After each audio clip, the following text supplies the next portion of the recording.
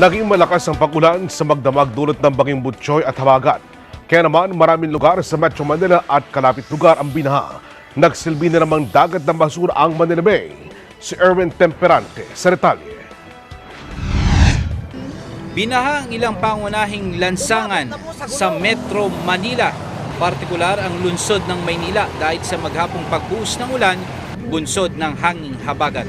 Isa sa sinasabing dahilan ng pagbaha, ang mga drainage project ng DPWH na iniwang nakatiwangwang lang. Nakahambalang ang mga construction materials kagaya ng concrete culvert maging ang heavy equipment sa daan. Isa na dito ang nasa kanto ng UN Avenue at Orosa na lubhang perwisyo dahil hindi madaanan ng tao, kaya naman ang iba gumawa ng pansamantalang tulay. And kasi po doon sir, hanggang doon ng magbaba po. Lahat ng kumukuha ng MBA po, nahirapan duman. Kaya po, naisipan na po namin na maglagay ng tulay lang.